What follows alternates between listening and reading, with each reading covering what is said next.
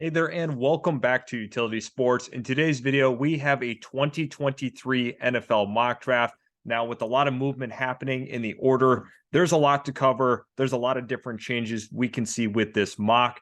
Before we jump in, hit that subscribe button if you are new to the channel. Lots of great content coming out specifically for the NFL draft. Now, if we look at number one, we have the Houston Texans. It's pretty clear that the Texans need a quarterback. In my mind, they have to go QB here. You can look at a guy like Will Anderson. At the end of the day, I don't think that selecting a guy like Will Anderson will, necessarily change the complexion of this franchise. We saw with Jadeveon Clowney going number one of the Texans years and years ago. It didn't move the needle as much as it needed to. At the end of the day, I think they have to take a quarterback. There's a big discussion. Is it Bryce Young? Will Levis is starting to creep into some people's minds, and also Stroud. I think it's really a two-horse race between Stroud and Young. I'm going to go with Bryce Young, because I think he fits what this Texans offense is lacking, and that's dynamism at the quarterback position. It's been pretty clear to me that they've needed that for quite some time. He can move around in the pocket. He's elusive. This is a guy that can make plays off schedule and can really win some, football games late in the year. I like Bryce Young personally. He can make the throws that you need. He has good athleticism, and he makes a lot of, plays that we haven't seen from guys like Davis Mills. So Bryce Young, number one. Then we have the Seattle Seahawks picking for Denver here at number two. And when you look at this, I think that Seattle is in a great position. They have a pretty good roster put forth. There's so many different things working for them, and they can really add on to the really good draft class that they had last year. Now, there's a couple of different avenues they can take here, but taking a guy like Will Anderson with the roster that's currently in place is scary to me. You're getting a guy that's going to be a top-tier defensive player in the league, a guy that can defend the run, gets after the quarterback with consistency, puts a lot of pressure on opposing offensive lines. He's a total game wrecker. Him at number two makes all the sense in the world to me. And then this is where it gets interesting with the Chicago Bears, because there is a lot of pressure to help Justin Fields. And with that being the case, you might feel, okay, maybe they have to go get a wide receiver at this spot. I'm not exactly sure if that's the case here.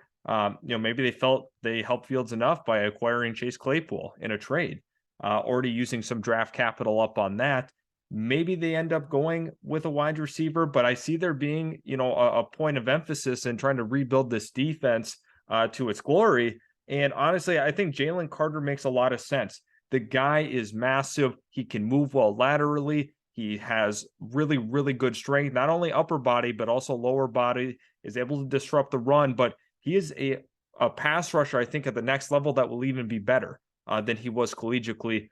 This is a guy that's going to make a lot of plays along that defensive line. It's going to make it really, really, really tough on opposing teams trying to game plan for a guy in the interior that can be, a huge record disruptor. And I think when you look at the Chicago Bears, they definitely need a little bit more of that in that front seven. Number four, we have the Detroit Lions, and this is part of that, Matt Stafford deal. And with the Detroit Lions, Detroit's done a really good job. Now, let's be honest with ourselves. They've done a nice job putting themselves in a position for this draft to really take that next step. And they are the huge beneficiaries of the Rams' collapse this year, not only with injuries, but they just weren't playing well in general. So with the Detroit Lions, we have to consider that.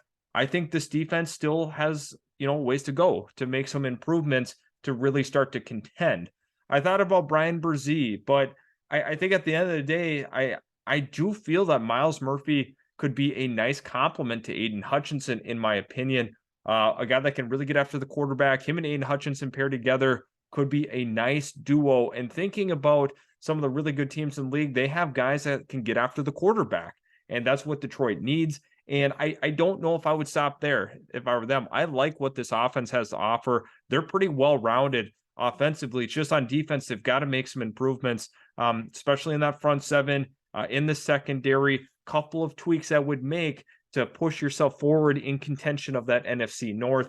So going ahead here, Myles Murphy makes sense to me here at 4. At number 5, we got the Philadelphia Eagles. And the Philadelphia Eagles have a pretty complete roster. Once again, huge beneficiaries of the New Orleans Saints just absolutely tanking this year. Injuries have played a part in it, and once again, just haven't played super well across the board. But when you look at the Philadelphia Eagles, you have to have some concerns long term about that defensive line in terms of age, contracts, a couple of different things. That's the one thing, if you can nitpick a little bit, is on my mind more specifically. Brian Brzee, a guy that absolutely plays his heart out, one of the hardest working players you'll see in the entire class. Relentless motor. He gives it 100% on every single down. And that's exactly what Philadelphia could use on the interior of that defensive line. Brian Brzee is a true plug-and-play guy that's going to fit this culture, and he's going to make some big impact plays for Philadelphia. Number 6, we got the Arizona Cardinals. Arizona Cardinals, a number of different ways that they can look. I don't think it's really pinned specifically to one position that they need.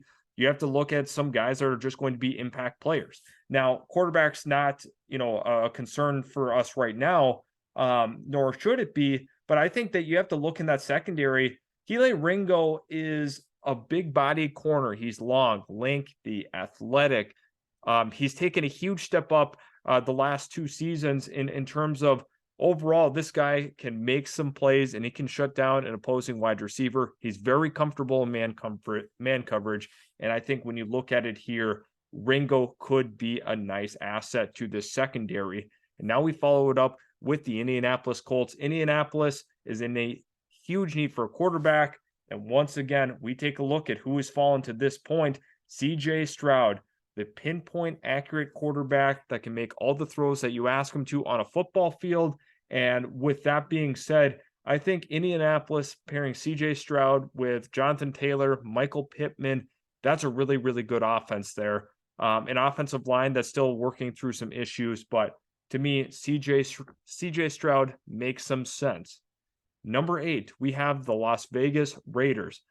I think there's a little bit of panic here with Las Vegas, and I think there is a possibility, a very, very real possibility, that it could be Derek Carr's last season. Now, some people are going to disagree. Some people are going to agree. This is a hot topic going into the NFL draft. Is there a real possibility that they replace him? And is it warranted? I'm not sure, but I think there is. With where they're currently at now, a lot of the blame is being placed on Derek Carr. So with me operating like that and trying to think of how this could potentially play out, I'm going to have Will Levis go here, who had a nice season at Kentucky. There's a lot of people thinking he was going to be a top 10 pick. He was able to prove that this year and very well could be. A lot of people like him. Overall, he can make some big throws for you. That's a fact. We've seen it on film. Will Levis can throw some dimes. And I think going to Las Vegas could be a nice benefit to them, but they have to reconsider some things. They got some playmakers, but this team needs to get retooled just a little bit. Number 9, we got the Carolina Panthers, who've been surprising down the stretch. I don't even know what to make of it. I don't know. Steve Wilkes has done a nice job as the interim head coach there. Number 9, once again, I think this is some area where you could be looking at quarterback, and depends on how Sam Darnold finishes the year. I think they're going to be looking quarterback, to be completely transparent. Anthony Richardson has so many different tools that you crave, especially when you get to the bottom half of the top 10. Think about some of the quarterbacks that have gone, that are toolsy, but maybe not fully defined and, ready to play immediately. But Anthony Richardson has a really strong arm. Terrific athlete, and a guy that has some overall upside. He's got to correct some accuracy issues. Definitely has had some missed throws that he'd like to have back this year. But overall, when you're drafting for a prospect, looking for a guy, Anthony Richardson is the prototypical, project quarterback that projects very, very well at the next level. Number 10, we have the Atlanta Falcons, and with the Atlanta Falcons, a number of different ways that they can go here. I considered looking in that secondary a little bit. I consider along the offensive line. But another thing, I think edge rusher is still in place here. Ebiketie had a nice season here for Atlanta, but I think to, follow that up, Tyree Wilson, good, strong, powerful edge rusher that definitely can defend against the run. When you look at him, good lower bottom half, and he's able to win at the point of contact. Tyree Wilson would bring some grit to this front 7 of the Atlanta Falcons and is going to kind of be a tone setter for this defense. I think that is very, very, good to have for a team that's trying to find their identity defensively a little bit. And, offensively, there's some question marks as well, but Arthur Smith's done a good job with this team. Say what you want about the Falcons, but with the talent that he currently has to work with, he's done a nice job. At number 11, we have Jacksonville. Jacksonville is in a dire need for a wide receiver. They have the running back that they're looking for in Travis Etienne. Trevor Lawrence has been playing so much better at the second half of this year, turning the ball over less. And he's starting to look like what we thought he could be at the NFL level. But the problem is the Jags have the second most drops in the NFL entirely. So that screams wide receiver need to me. Christian Kirk is a nice slot receiver, but they need one of those guys that can, high point the football and be a big target for Trevor Lawrence. Marvin Jones is in a contract year, very likely will not be back next year.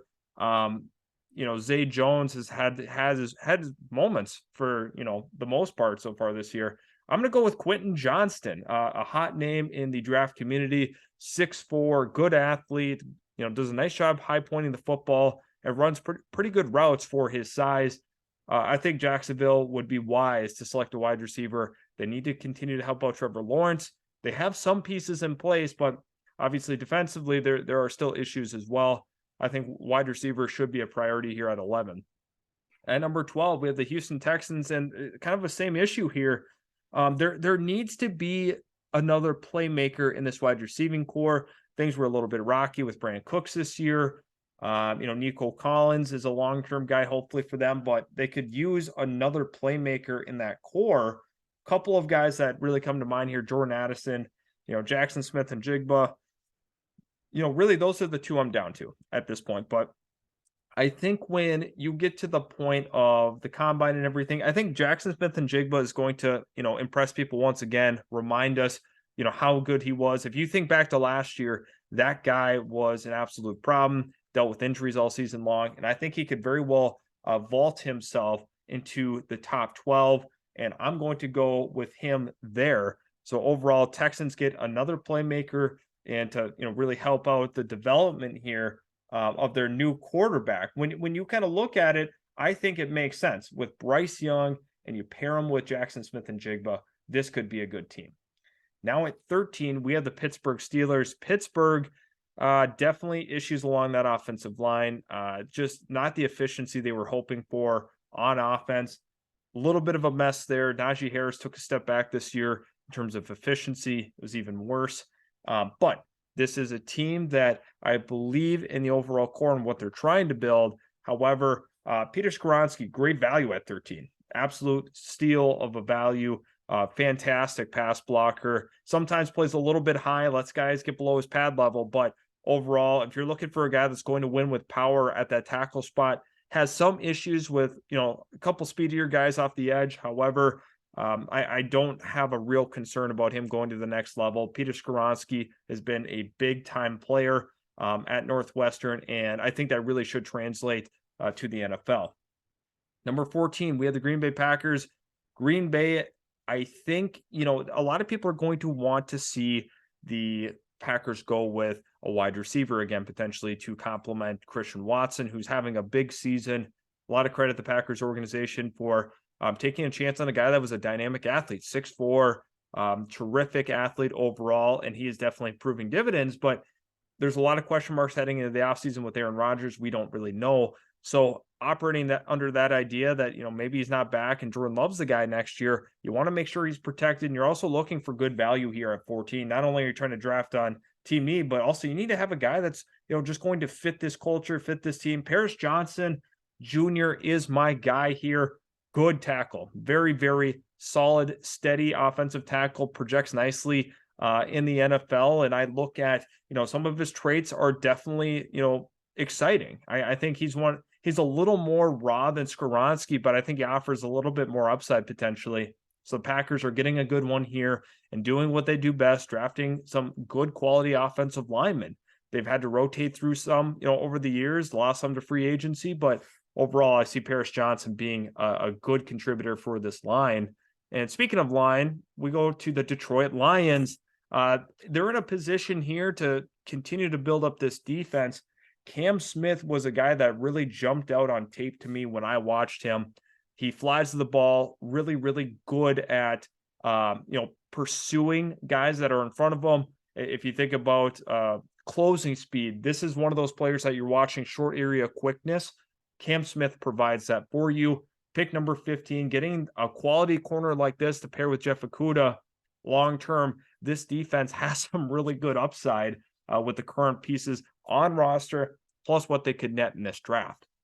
At number 16, we have the LA Chargers, and the Chargers have struggled with injuries all season long. They've been the most hurt team in the entire league overall, but I think tackle is still a need. I believe it's a need. Broderick Jones is going to be one of those players that you're excited about because he's a big guy, could really fit in nicely to that right tackle spot. You got Rashawn Slater at the left tackle, Broderick Jones at the right tackle spot. Georgia gets another draftee here. They've, have a terrific roster. Despite them churning out guys last year, they keep it up here at number 16. Chargers get a really good, really good solid tackle here, and is going to help keep Justin Herbert upright.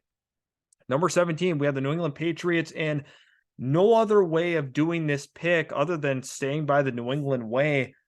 Brian Branch, the corner from Alabama, good, really good man-to-man guy. And if you think about Bill Belichick, he loves running zero coverage there. He puts a lot of pressure on his secondary. And I think when you look at a guy like Brian Branch, he has a lot of comfortability with Nick Saban. And I'm referring to Bill Belichick here. Loves to take Alabama guys. He has a good working relationship with him. And I think at the end of the day, they're looking for this prototypical corner who's going to help them out long term. And I could see New England going there. I could see them going edge, interior defensive line. A couple of different ways that New England, can shake this out. Number 18, we have the Seattle Seahawks. Surprise, surprise. Seahawks get another opportunity at a defender. And I'm kind of looking at what there is at the linebacker position. And if I think about guys that can fly around and get to the football, that's Trent Simpson. Trent Simpson is a big-time playmaker at that linebacker spot. He's a little bit undersized, but what he does do is he gets sideline to sideline very quickly. Does a nice job, even for his size, playing above that in the trenches, absorbing blocks and shedding them. Trent Simpson is exactly what Seattle needs on that second level. They've been drafting some athletes. Think about Tariq Woolen, a phenomenal athlete, good size. Now they kind of change it up a little bit, go undersized here. However, terrific athlete in Trent Simpson. Now we have 19 with the Tampa Bay Buccaneers. Now, what are the Bucs going to do?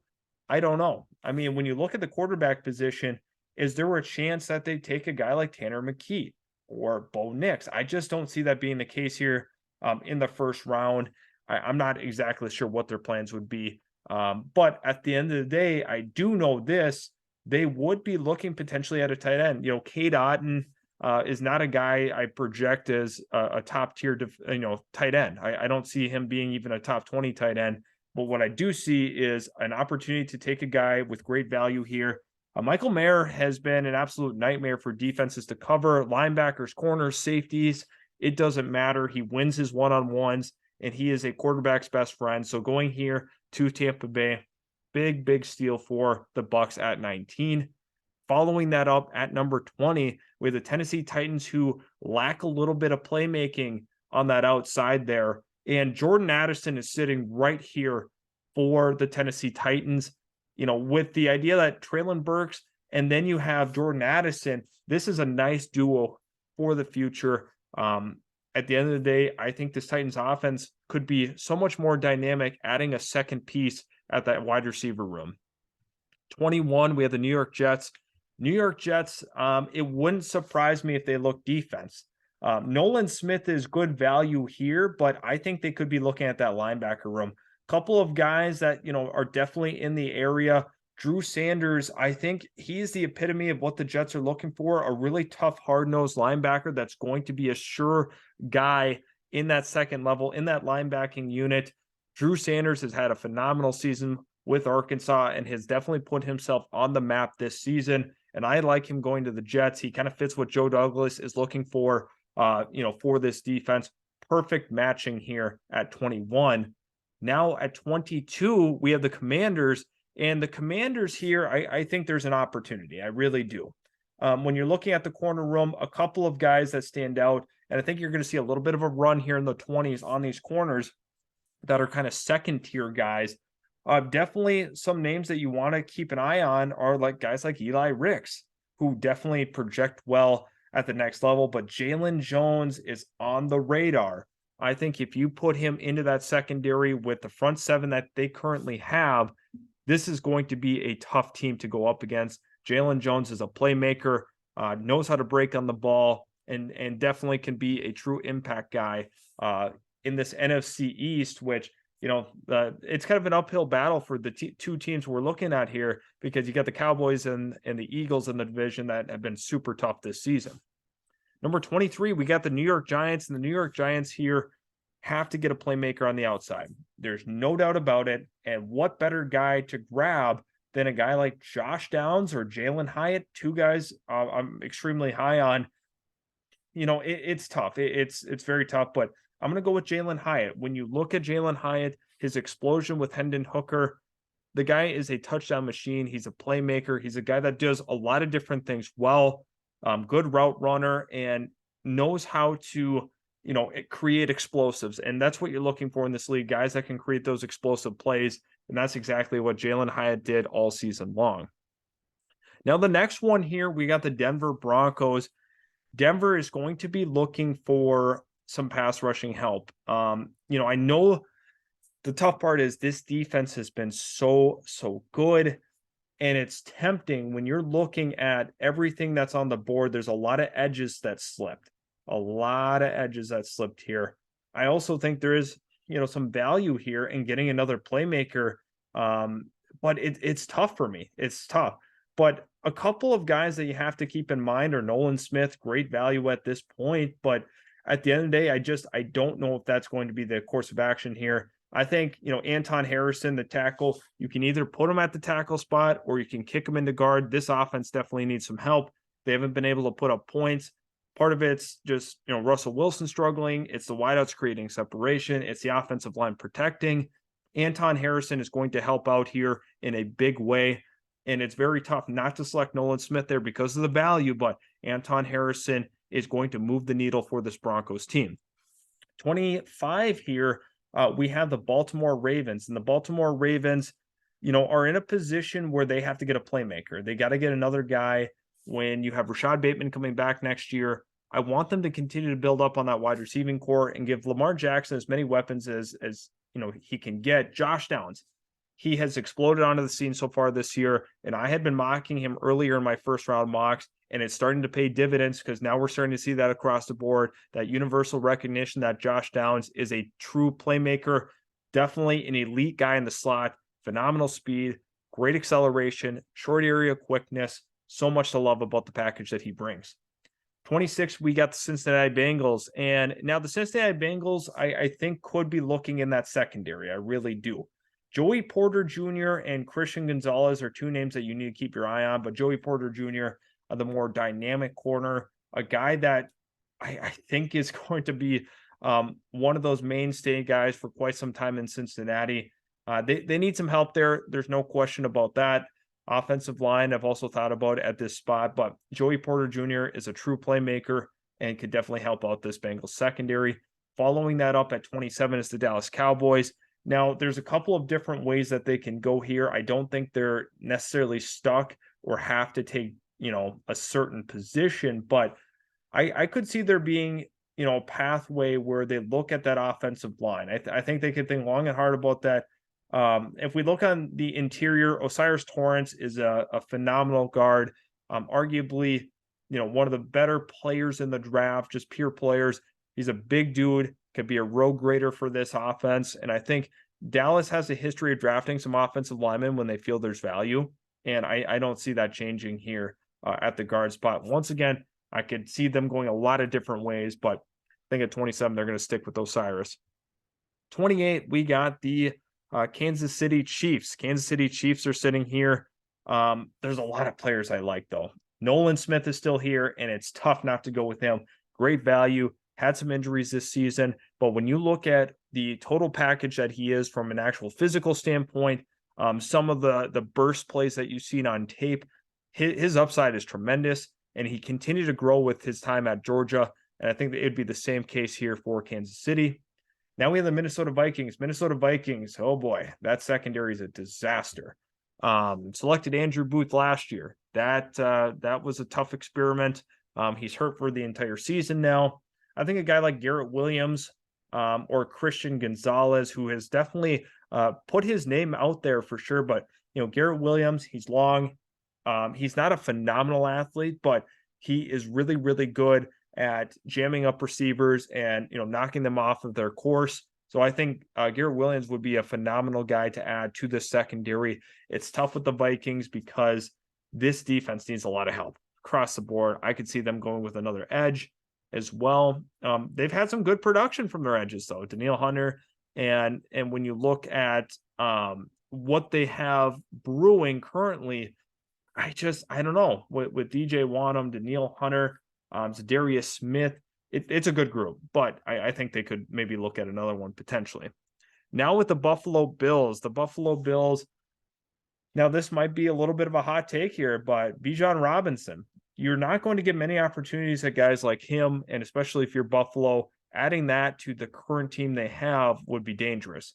And I look at this from the perspective as well that they might take a wide receiver in that second round and make this offense very, very dangerous. I like what they have on defense currently, but they could make this offense a next level unit if they make this selection.